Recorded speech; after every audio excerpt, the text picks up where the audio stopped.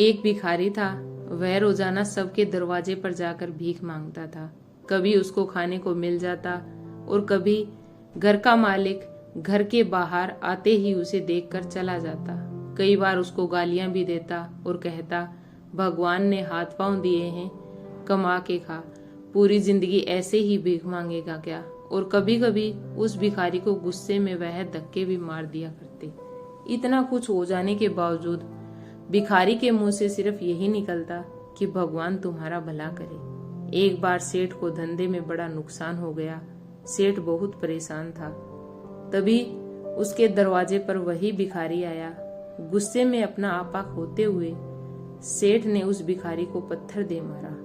पत्थर लगने के कारण भिखारी का सर फूट गया और उसके सर से खून बहने लगा। फिर भी दर्द से कराहते हुए भिखारी ने इतना ही कहा, भगवान तुम्हारा भला करे। भिखारी वहां से चला गया। सेठ सोच में पड़ गए। भिखारी को पत्थर मारा, फिर भी उसने सिर्फ दुआएं दी। सेठ का गुस्सा शांत हुआ। सेठ ने रहस्य जानने के लिए भिखारी का पीछा करना शुरू कर दिया। भिखारी जहां जहां जाता, सेठ उसके पीछे जाता। सेठ ने देखा कि कोई उसको खाना देता, कोई उसको मारता, कोई अपमानित करता तो कोई गाली देता। लोग भिखारी के साथ चाहे जैसा व्यवहार करते, लेकिन भिखारी सबके लिए एक ही प्रार्थना करता, भगवान तुम्हारा भला करे। अब रात होने को आई थी।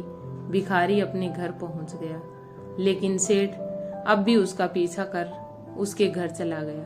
एक पुरानी टूटी हुई चारपाई पर एक बूढ़ी औरत लेटी हुई थी। काफी कमजोर और बीमार लग रही थी। वह भिखारी की पत्नी थी। अपने पति को वापस आता देख वह खड़ी हुई और भीख वाले कटोरे में देखा, उसमें सिर्फ आधी बासी रोटी थी। उसे देखकर वह बोली, आज बस इतना ही मिला और आपके सर में खून निकल रहा है, ये चोट कैसे लगी। बूढ़ा भिखारी बोला, आज बस इतना ही मिला, किसी ने कुछ दिया ही नहीं। सब ने गालियां दी और एक ने पत्थर मारा, इसलिए मेरा सर फट गया। बूढ़ा भिखारी फिर से बोला, यह मेरे ही पापों का फल है। कुछ सालों पहले हमारे पास भी पैसे थे, अच्छा गुजारा हो रहा था, हमारे पास हर चीज जरूरत से ज्यादा थी, लेकिन हमने कभी दान नहीं किया। और उससे भी बुरा, हमने उस अंधा भिखारी हमारे द्वार पर भीख मांगने आया करता था। बूढ़ी पत्नी की आंखों में आंसू आ गए। वह बोली, हाँ, हम उस बेचारे अंधे के साथ बहुत बुरा व्यवहार करते थे, उसका अपमान करते थे, उसे खाने के लिए रोटी नहीं देते थे, उसका मजाक उड़ाते थे। आगे भिखारी बोला, मैंने कभी उसको रास्ता नहीं दिखाया। वह हमेशा दुखी होकर यही कहता कि भगवान तुम्हें तुम्हारे किए की सजा देगा, भगवान तुम्हारे पापों की सजा जरूर देगा।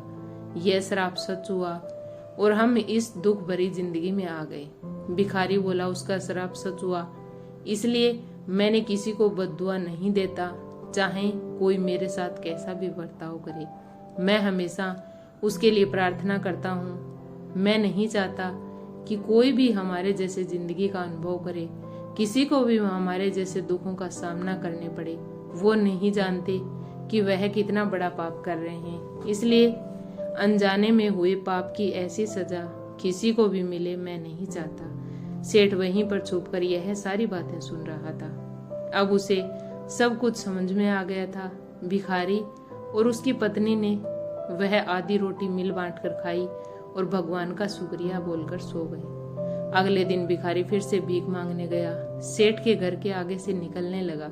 सेठ ने पहले से गर्म रोटियां उसके लिए लाकर रखी थी। उसे देते हुए सेठ विनम्रता से बोला, माफ कर दीजिए बाबा, उसे बहुत बड़ी गलती हो गई।